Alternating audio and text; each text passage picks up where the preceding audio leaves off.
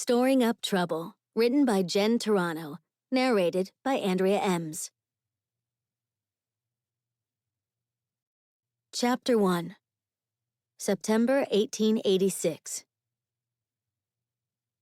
The truth of the matter was this. She, Miss Beatrix Waterbury, had been banished from New York, and all because she'd had the great misfortune of landing herself in jail twice. Granted, misleading her mother about Mr. Thomas Hammersley and the romantic relationship they didn't share, what with how Thomas was now engaged to another woman, hadn't helped the situation. Nevertheless, she truly hadn't thought her mother would make good on her threats to ship her off to stay with Aunt Gladys, but apparently she'd been wrong about that.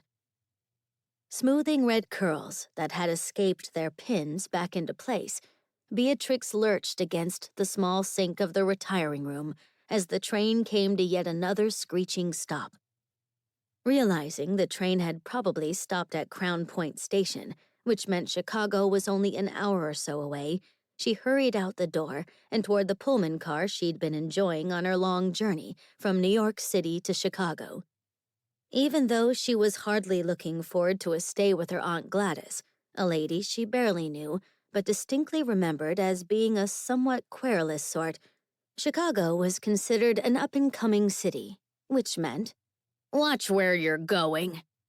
Beatrix stumbled to a stop, her forward progress brought to a rapid end due to the large man who'd stepped in front of her, and whom she'd just barreled into, a man who was certainly solid and most assuredly surly given the tone of his voice.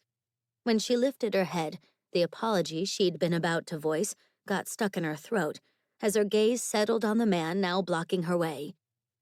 That he was not what she'd been expecting to see in a Pullman car was an understatement. Dirty dark hair straggled over the man's face, but it wasn't the hair that held her attention. It was the vivid white scar running from the man's hairline down to his chin. It was a scar that suggested the man was used to rough living, a notion further encouraged when Beatrix shifted her attention to his small, beady eyes that were filled with something that caused the hair on the nape of her neck to stand to attention. Uncomfortable with the manner in which the man was looking at her, Beatrix dropped her gaze, sucking in a sharp breath when she realized the man was grasping a deadly-looking pistol in his beefy hand, a pistol that was aimed her way. Storing Up Trouble, written by Jen Turano, narrated by Andrea Ems. Her head snapped up. "Have you taken leave of your senses?" she demanded, which had the man blinking his beady eyes. "This is hardly an appropriate setting to have a pistol out, so I'll thank you to tuck that right away." "I ain't the one that's taken leave of my senses. This is a holdup, it is, and I'll thank you to stop yapping and hand over that bag you got swinging from your wrist." Hoping she'd misheard what sounded like ominous words indeed, Beatrix glanced around the compartment, finding many of the passengers sitting still as statues, the gentlemen looking furious, while some of the ladies were dabbing at their eyes with handkerchiefs. Any hope she'd been mistaken died in a single heartbeat. Switching her attention back to the man, who was evidently intent on robbing her, Beatrix frowned. "Shall I assume the train hasn't stopped at Crown Point?" "Course not.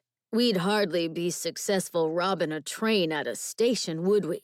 But enough with the questions. I'll have that bag, and quickly if you know what's good for you." Beatrix clutched the bag closer to her.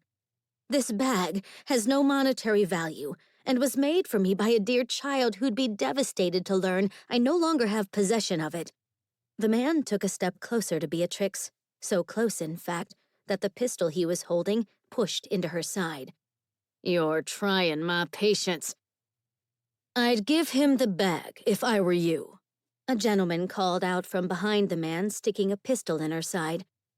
Although Beatrix knew that was sound advice indeed, the idea of handing over her belongings to a thief left a sour taste in her mouth. She was not a lady tolerant of those who sought to rob innocents of their possessions. However, the man was threatening her with a pistol.